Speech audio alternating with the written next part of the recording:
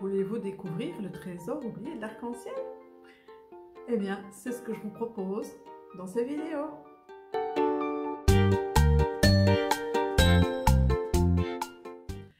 Bonjour, je m'appelle Martine Dussard, je suis formatrice en développement personnel, auteure et illustratrice du trésor oublié de l'arc-en-ciel et du livre Les ressources des familles d'âme, la spiritualité à votre portée. C'est un livre atelier, plus pour les adultes, pour découvrir sa nature profonde. Et voici la 3e vidéo du rayon vert du trésor oublié de l'arc-en-ciel. Vous vous rappelez, dans la vidéo précédente, Sancha était partie dans la forêt, avait rencontré une dame qui envoyait des pieux d'énergie. Et on s'était arrêté à cette page-ci où voilà, ils avaient découvert la petite fille intérieure de cette dame, pleine de souffrance. Et cette dame était allée la recueillir et la chercher.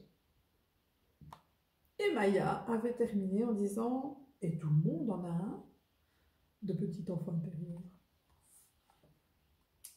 Oui, oui, chaque humain, homme, femme, enfant, de toutes les races et de tous les peuples, a en lui un enfant souvent oublié qui porte la souffrance.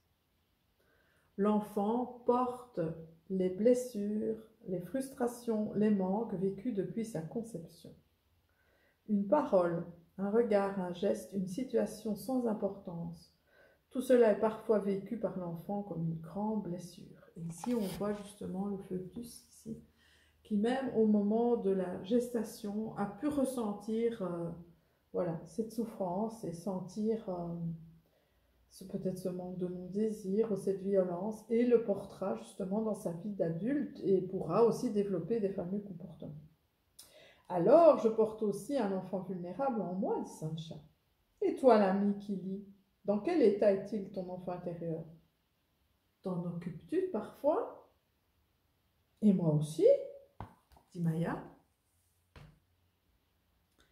J'ai trouvé ma petite fille intérieure. Ses jambes sont tellement liées qu'elle ne peut plus bouger. Tiens, vous vous rappelez qu'elle avait des problèmes de jambes, Maya? Alors c'est pour cela que j'ai des problèmes aux jambes. Se pourrait-il que ce soit tellement important pour toi de plaire à ceux que tu aimes, que tu t'empêches de suivre le chemin de ta vie?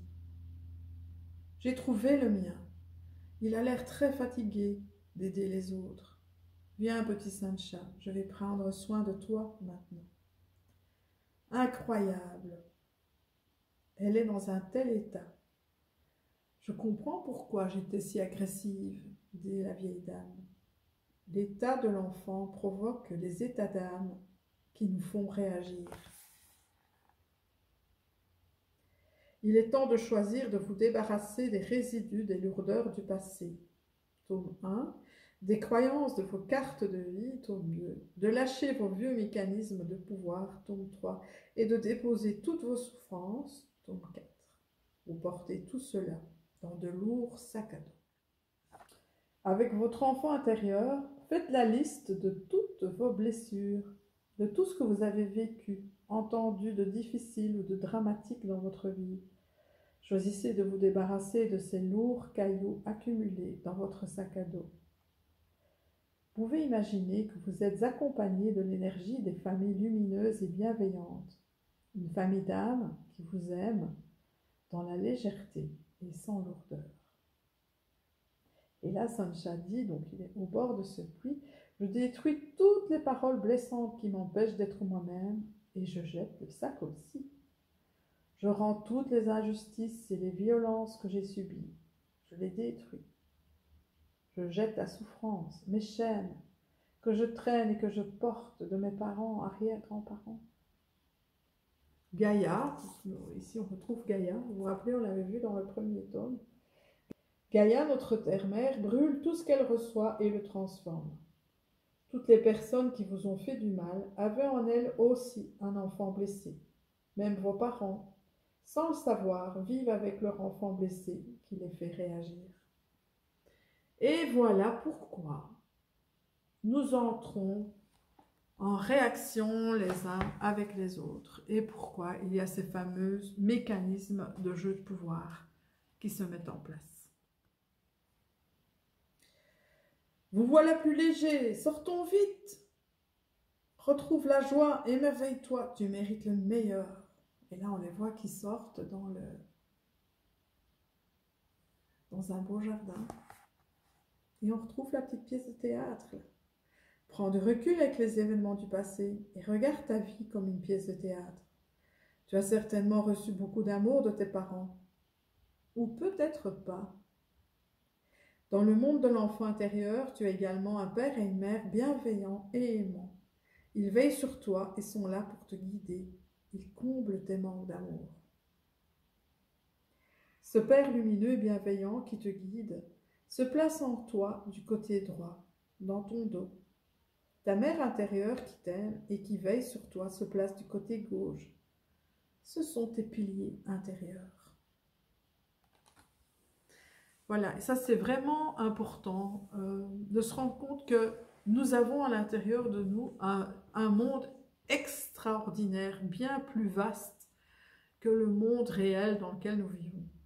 Mais moi je me suis rendu compte de ça quand j'ai fait 3 ans d'analyse des rêves. C'est par ça que j'ai commencé mon chemin vers 2002-2003 par là. Et j'ai vraiment pris conscience du monde, du vaste monde intérieur que nous avons. Et plus nous allons combler ce vaste monde à l'intérieur, donc soigner l'enfant intérieur, se rendre compte que nos géniteurs avaient eux-mêmes un enfant blessé, donc on réagit parfois très mal. Moi, j'étais une mère... j'ai fait des choses qu'il a fallu vraiment que je me pardonne, hein, parce que j'ai pas du tout été une mère... j'étais une mère inconsciente, comme beaucoup de personnes. Hein. On n'a pas le mode d'emploi quand on arrive. J'avais pas des parents non plus conscients, puisque ma maman... s'est suicidé et puis 1 an et demi après, mon papa est mort d'un cancer dans une très très grande culpabilité. Et donc, c'est seulement en me développant, en cherchant, en suivant des formations que je suis devenue qui je suis aujourd'hui. Ça n'a pas été un chemin, un long fleuve tranquille non plus. Et donc voilà, je me suis vraiment rendu compte que c'est en renforçant ce monde intérieur que l'on va pouvoir justement être dans cet alignement, être dans cet ancrage et de plus en plus voir ce monde comme une pièce de théâtre et créer nous-mêmes notre réalité quand on connaît la loi d'attraction, etc. Donc, tout se rejoint, quoi. Donc voilà, c'est vraiment super important de pouvoir renforcer votre monde intérieur. Ça alors, mon petit sunshine couché dans mon cœur. Et moi aussi, et moi aussi. Et donc ce petit enfant, une fois qu'on est allé le chercher dans la sombre forêt, eh bien on peut le placer dans son cœur. Il est bien mieux là que seul dans la forêt. Il va vivre en toi, bercé par les battements de ton cœur. Va le voir souvent et écoute ses besoins d'amour. Il est temps de poursuivre l'aventure. La dame et moi, c'est ici, la dame et moi, restons ici un moment. Nous avons à apprendre l'une de l'autre. Ok, je te parlerai de mes découvertes. Et là, on voit une nouvelle porte qui s'ouvre et que Sancha va franchir avec Guidéry et avec Cody. Eh bien, nous la franchirons lors de la prochaine vidéo où nous allons découvrir toute la force de l'amour. Donc ici, on a vraiment été voir la symbolique de cet enfant intérieur, on a vu les blessures. Et donc, dans la prochaine vidéo, nous allons voir un petit peu, nous allons parler de la dépendance affective aussi, quelle est la personne la plus importante de notre vie. Donc voilà, on va aller plonger ici au cœur de nous-mêmes. Hein. C'est vraiment des enseignements très importants pour retourner à soi et être en lien avec tout l'amour que nous avons à l'intérieur. Donc, je vous souhaite de prendre bien soin de vous, d'aller retrouver cette petite fille, ce petit garçon, et je vous retrouve très vite. À bientôt. Ah oui, n'oubliez pas